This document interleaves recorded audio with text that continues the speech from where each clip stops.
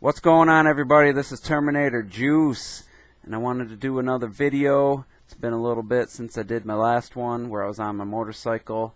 I got my headphones and mic on because I got some noise going on in the background, so thought this would be a better way to do it. Yeah, you know, it's been maybe 2 weeks since my last video. I was talking about Donkey Kong Country Tropical Freeze, how I thought it was one of the best platformers I ever played. I just finally beat that game. You know, I take my time with games like that. You know, it may seem like maybe I'm a bad gamer or something, but you know, I like to spend about an hour playing a game like that at a time. I think it keeps it fresh. If I try to play like 3-4 hours, I get a little burnt out on a platformer, especially. So yeah, I'd take a level, one of the harder levels later in the game. I'd spend about 45 minutes trying to get all the puzzle pieces and all the Kong letters and beat that level. And then if they're really enjoyable, you know, I played levels, you know, repeatedly. If I really enjoyed it, like level 2-1. I probably played through that level like 15 different times just because I really enjoy it. And so yeah, I beat Donkey Kong earlier. It was like the middle of the week, and unlocked hard mode, and played the first level in hard mode. If you don't know, you get one hit and you're dead, and you don't get a companion. It's just either Donkey Kong, Dixie, Diddy, or Cranky. You get to play as one of those 4 characters, and you have to get through the level without taking a hit. And I don't think there's checkpoints. I didn't see any on the first level I played, but I didn't die, so I don't know 100%. But once you beat each level in a world, that unlocks one of the final 7 images in the extra image galleries. It's just like concept art and stuff that you unlock by getting all the puzzle pieces in each level on the in normal mode. That unlocks an image, and it's, like I said, it's concept art and stuff like that. I did get all the puzzle pieces on every level, and all that's left is to play it in hard mode.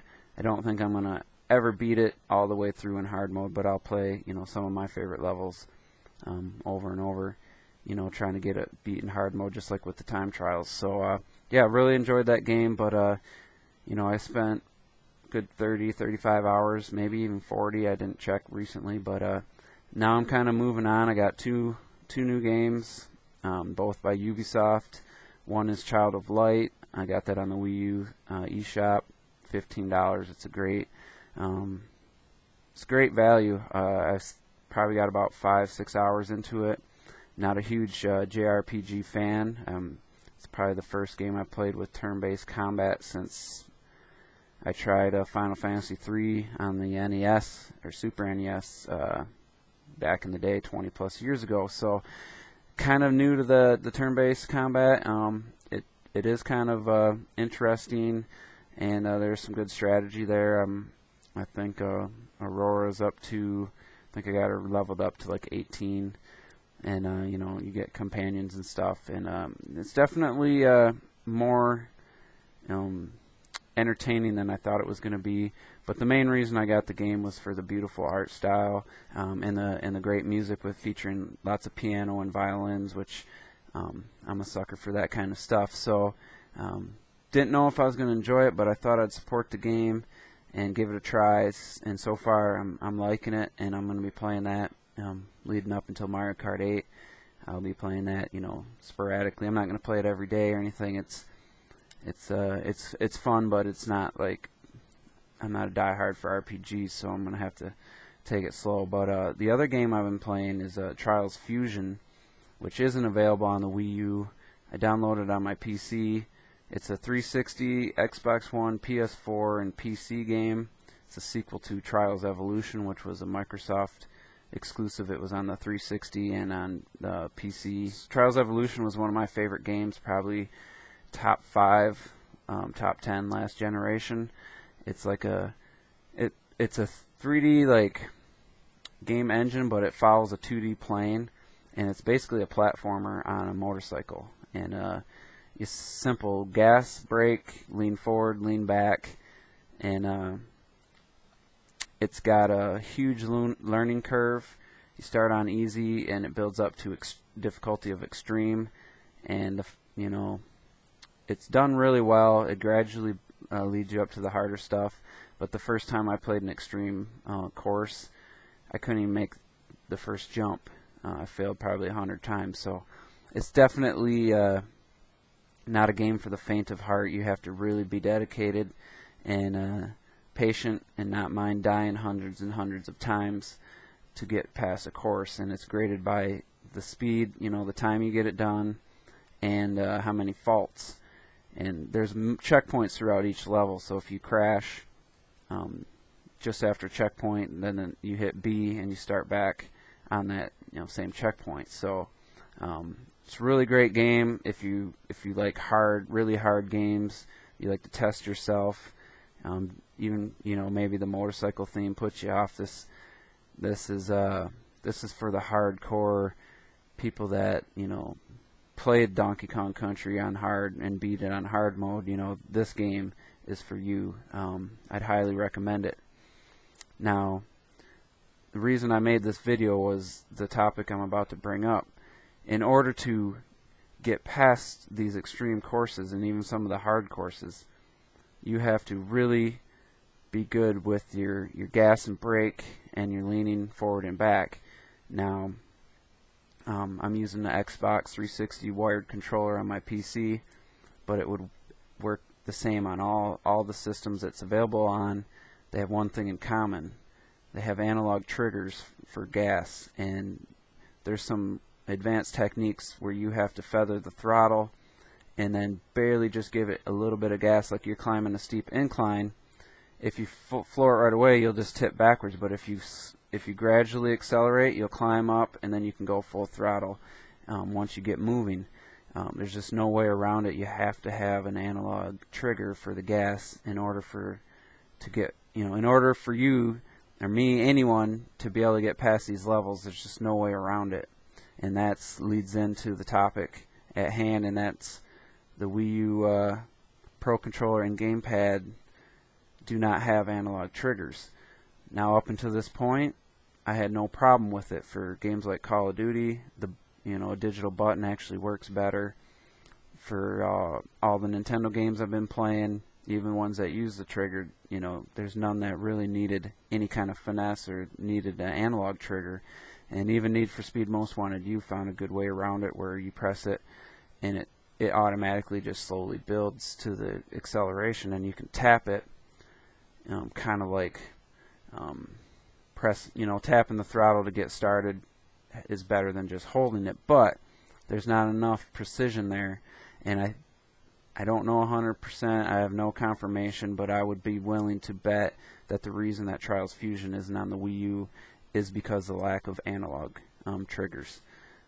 Ubisoft's been supporting the Wii U. We got Child of Light, we got all their other big games, and I don't think they would have missed putting Trials Fusion on the Wii U except for the analog triggers.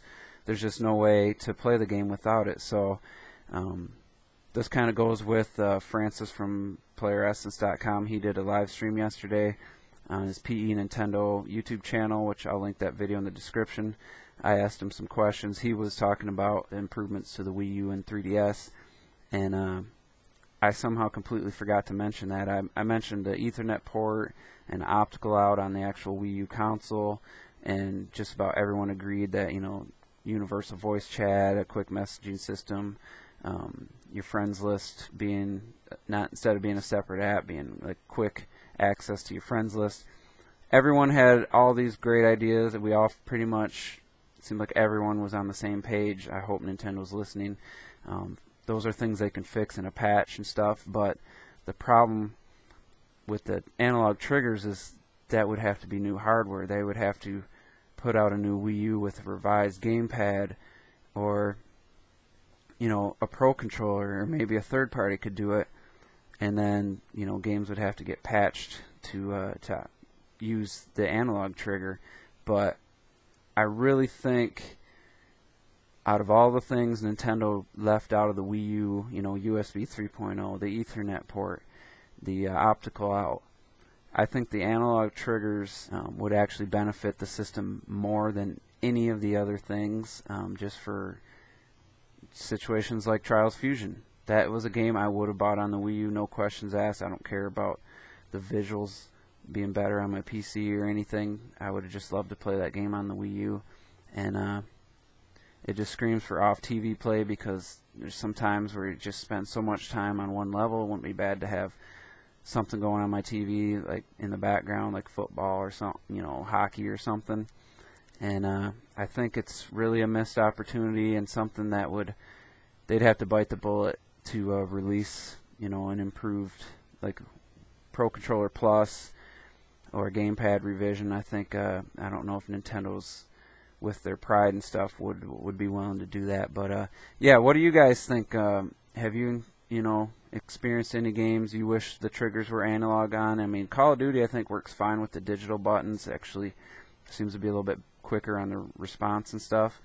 But is there any games that you play that aren't on the Wii U that definitely require analog triggers? And how do you feel if Nintendo released a Pro Controller Plus with analog triggers if you've already purchased, one or two Pro Controllers? So yeah, that's it for this video. Appreciate you guys watching, and stay tuned. Next weekend, Francis is going to have another live stream.